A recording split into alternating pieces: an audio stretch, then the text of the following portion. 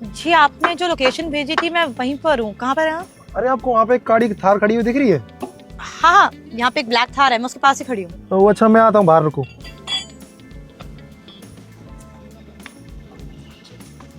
ओ hello. हाय, आप सचिन है? हाँ मेरा नाम सचिन है। आप गाड़ी के नीचे क्या कर रहे थे? अरे वो मैं गाड़ी ठीक कर रहा था। गाड़ी ठीक कर रहे थे? आप मैकेनिक हैं क्या? क्यों, आपको कोई प्रॉब्लम है इससे? नहीं, परेशानी तो नहीं है, बस वो पापा ने बताया नहीं था। पापा ने बोला था कि आपका खुद का काम है। हाँ तो मैकेनिक का भी तो मेरा खुद का ही काम है। हाँ। अबे ओ, यहाँ खड़ा होके तू लड़की से बात कर रहा है, गाड़ी ठीक हुई नहीं हुई अभी? साहब अभी हो रही है, बस 2-3 मिनट और लगने हैं। बस 2 मिनट की तो जब से देखो यहाँ खड़े होकर लड़की से बात करे जा रहा है, पूरा 1 घंटा हो गया तुझे गाड़ी दिए हुए। जल्दी सही कर, जाना है मुझे। बस साहब अभी करता हूँ, चेतना मुझे 2 मिनट दो यार। ठीक है। करता हूँ सर। जल्दी कर, जाना है मुझे। नहीं कहाँ से आए थे, तक टाइम लगाए थे। हाँ जी मैडम, आप भी गाड़ी ठीक करवाने आई हैं क्या? नहीं, मैं गाड़ी ठीक कराने नहीं आई, वो मैं अपने फियांसे से मिलने आई हूँ। अच्छा, फियोंसे से मिलने आई हैं। वैसे कहाँ है आपके फियोंसे, कहीं दिख तो नहीं रहे? जिनसे अभी आप बात कर रहे थे, आपकी गाड़ी ठीक कर रहे हैं ना, वही मेरे फियांसे। ये 2 गाड़ी का मैकेनिक आपका फियोंसे है? अरे मैडम, क्या देख के पसंद कर लिया आपने इसमें? तो क्या हो गया, मैकेनिक है तो शादी तो सभी करते हैं। अरे मैडम, शादी होती है वो बात ठीक है, लेकिन ये तो मैकेनिक है। इसका घर बार तो ये खुद से नहीं चला पाता है, आपका क्या पेट भरेगा? अपने आप को देखो, आप कितनी मॉडर्न हो, कितने अच्छे घर की लग रही हो। और ये तो गाड़ी का मैकेनिक दिन भर दिहाड़ी करता होगा, 500-600 रुपये अपना कमा लेता होगा दिन का, और उसमें आपको कहाँ खुश रख पाएगा? देखिए, शादी के बाद मेरी क्या लाइफ होगी मैं अपने आप देख लूंगी। आप अपने काम से काम रखिए। अरे मैडम, अपने आप को देखो, आप कितनी मॉडर्न हो। आपका एक स्टैंडर्ड है, और इसका स्टैंडर्ड तो देखो आपसे कहीं भी मैच नहीं खा रहा है। जितने का तो आपका मेकअप आता होगा, उतना तो साल भर में कमाता ही है। और आप कह रहे हो कि मैं इससे शादी करूंगी। आप ना इससे बहुत बेटर लड़का डिजर्व करती हो। अब मुझे देख लो, मेरे पास क्या कुछ नहीं है। मेरे पास गाड़ी है, बंगला है, सब कुछ है, बैंक बैलेंस भी भरा हुआ है। और वो देखो, आप सामने वो घर देख रही हो, वो वाला घर भी मेरा ही है। आप ना मुझे डिजर्व करती हो, इसे छोड़ो। Sorry, not interested. मैडम, मैं तो कह रहा हूँ एक बार आप फिर सोच लीजिए। आपका फैसला बहुत गलत है। ये लड़का आपके लायक बिल्कुल है ही नहीं, कहीं से कहीं तक आपका मैच ही नहीं खा रहा है। अब आप खुद सोचो ना, अभी आप शादी कर लोगी, शादी के बाद आपको मेकअप चाहिए, आपको शॉपिंग भी करवानी पड़ेगी, घर में राशन भी डलवाना पड़ेगा। अब जो बंदा साल भर कमा के आपका सिर्फ मेकअप ही दिलवा पाएगा, वो घर में राशन कहाँ से भरेगा? खाओगी क्या? प्यार से पेट नहीं भरता, पैसे से भरता है, कमाना पड़ता है उसके लिए। समझिए मैडम आप मेरी बात को। और अगर आप मेरे साथ रहेंगी, आपको किसी चीज़ की कोई कमी ही नहीं रहेगी।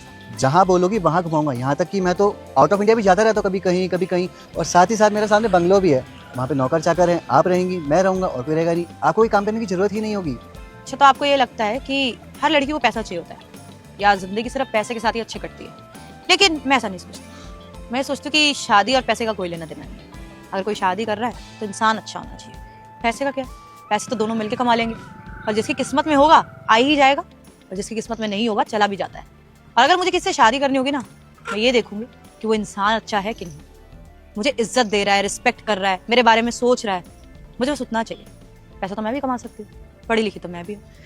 तो प्लीज़ आप मेरी लाइफ में इंटरफेयर मत करिए। मैं जिसके साथ हो खुश हूँ। मैडम, आप बात तो बिल्कुल सही कह रही हैं कि आप दोनों मिलकर कमा लेंगे, लेकिन पता है मैडम, ये सब ना सिर्फ शादी से पहले के चोचले होते हैं।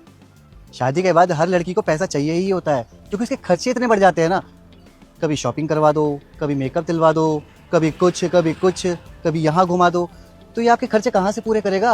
अरे ये ठहरा गरीब, सिर्फ एक लोकल सा मैकेनिक, ये आपके पूरे खर्चे नहीं उठा सकता। और अगर आप मुझ जैसे लड़के से शादी करती हैं, तो आपको कभी किसी चीज़ की कमी ही नहीं होगी। देखिए, बस इतनी देर से आपकी बकवास सुनी जा रही हूँ। आप गाड़ी ठीक कराने आए, गाड़ी ठीक करवाइए। मुझे मत बताइए मुझे क्या करना और क्या नहीं। मेरी लाइफ है, मेरी फैमिली ने उनको चूज किया, तो कुछ तो अच्छे गुण हो गए ना। और इसलिए आप जैसे आदमी को चूज नहीं करा उन्होंने। सिर्फ पैसे से जिंदगी नहीं चलती है। देखिए प्लीज, आप मुझे डिस्टर्ब मत करिए। वाह सचिन, क्या बात है भाई, क्या लड़की चुनी है यार तूने। सच में बहुत लॉयल है तेरे लिए। तो भाई शादी का सवाल था, लड़की तो बढ़िया चुननी थी। सचिन, क्या हो रहा है? मुझे कुछ समझ नहीं आ रहा। अरे चेतना, मैं तुम्हें बताता हूँ, ये ना मेरा बहुत अच्छा दोस्त है बचपन का। तो रिसेंटली यार इसका ब्रेकअप हुआ है। तो ना रिश्तों में बिलीव नहीं करता कि सारी लड़कियां ना पैसों पे मरती हैं। तो इसको लगता है कि मेरे से भी जो लड़की शादी करेगी वो सिर्फ पैसों को देख के करेगी। तो बस ये बोलने लगा कि यार मैं तेरी होने वाली बीवी का छोटा सा टेस्ट ले लेता हूँ। तो मैंने बोला भाई शौक से ले, आखिर मुझे भी तो पता चले जिससे मैं शादी कर रहा हूँ वो लड़की कैसी है। अच्छा, तो ये आपके दोस्त हैं और आप लोग मेरा टेस्ट ले रहे थे। सचिन, हम शादी की बात करने वाले हैं। शादी का रिश्ता ऐसे नहीं बनता है कि एक दूसरे का टेस्ट लेते फिर। ट्रस्ट करना होता है। मैं भी आपसे पहली बार मिलूंगी तो मैं भी आप पे ट्रस्ट करूंगी कि जो आप बोलोगे वो सही होगा और आप इंसान अच्छे होगे। ठीक है, मैंने माना कि उनका एक्सपीरियंस अच्छा नहीं रहा है रिश्ते में, लेकिन उनके चक्कर में आप हमारा रिश्ता तो खराब कर देते ना। देखिए, ये सारी चीज़ें मुझे अच्छी नहीं लगती। अरे देखिए मैडम, आप तो शायद बात का बुरा मान गई हैं। मैं आपको पूरी बात बताता हूँ हुआ क्या है। एक्चुअली मैं अपने पास्ट में एक लड़की से बहुत प्यार करता था, बहुत लॉयल था मैं उसके साथ। और मैंने यहाँ तक कि अपने घर पे भी बात कर ली थी कि मैं उसी से शादी करूँगा। बहुत टाइम लगा, लेकिन मैंने अपने घर वालों को मना लिया। लेकिन उसके बाद एक दिन ऐसा आया कि वो लड़की मुझे छोड़ के किसी और के साथ चली गई। किस वजह से? क्योंकि उसके पास पैसा था और मेरे पास तो कुछ था ही नहीं। तब से मेरा लड़कियों पे से विश्वास उठ गया।